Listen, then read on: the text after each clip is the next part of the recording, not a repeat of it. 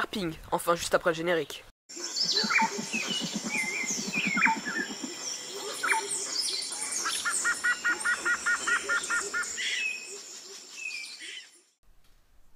Alors dans cette vidéo herping, on va observer les fourmis de mon nouveau jardin. Vu que j'ai déménagé, voilà, en plus le beau temps revient avec le printemps, on va avoir plus de trucs à faire. Je comptais vous tourner cette vidéo aussi dans un parc à côté, mais j'ai vu que en tournant que la vidéo elle est quand même bien remplie, même sans aller au parc. Donc dites-moi si le concept vous plaît et si vous voulez une autre vidéo mais au parc, une autre vidéo herping. Vous pouvez voter, voilà, sans quitter la vidéo en cliquant en haut à droite sur le petit i. Et dites-moi dans les commentaires ce que vous aimeriez y voir. Sous cette pierre, je viens de voir, il y a un truc énorme, une énorme colonie de Tetramorium caespitum.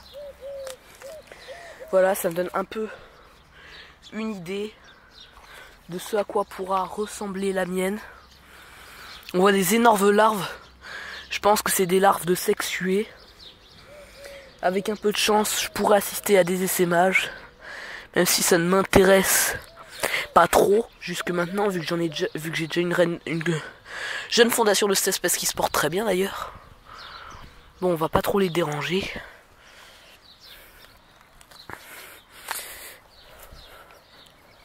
Voilà. J'avais observé sous cette pierre qu'il y avait une entrée de nid. Et je me suis dit que sous la pierre d'après, il pouvait y avoir la colonie. Il y a plusieurs milliers de fourmis chez cette espèce qui est très agressive. Vous pouvez voir qu'elle m'attaque. Je me fais mordre.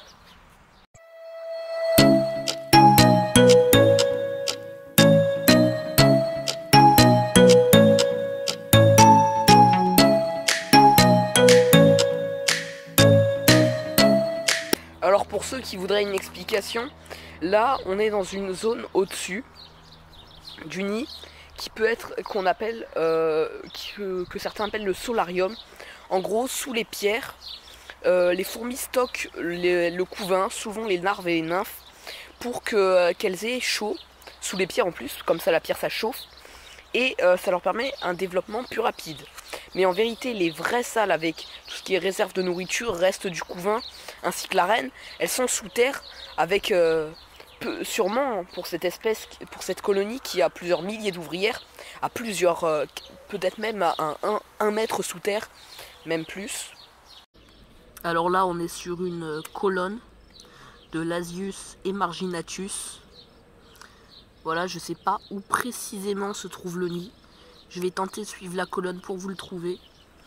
Mais bon, je me demande comment ça se fait que cette colonie arrive à se développer ici, alors que le nid de Tetramorium caespitum, qu'on a vu tout à l'heure, qui est une espèce très territoriale, se trouve en vérité juste là, hein, pas très loin.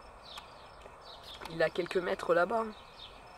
Donc je me demande comment cette colonie de Lasius emarginatus a réussi à s'en sortir.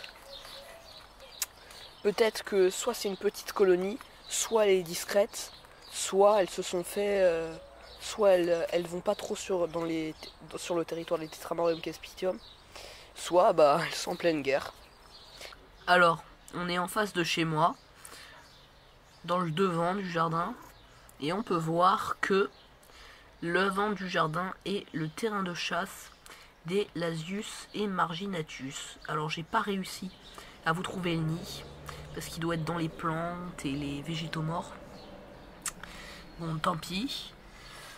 Mais ça, à mon avis, me donne la théorie que le jardin est divisé en deux parties. Une moitié appartenant au Tetramorium caespitum, étant le derrière, et le devant appartenant au Lasius emarginatus. Je ne compte pas d'ailleurs en ramasser s'il y a des essaimages, car cette espèce ne... Alors là, j'ai remarqué une colonne d'une troisième espèce de fourmi. Je ne sais pas trop ce que c'est. Elle me semble plutôt discrète, extrêmement petite de taille.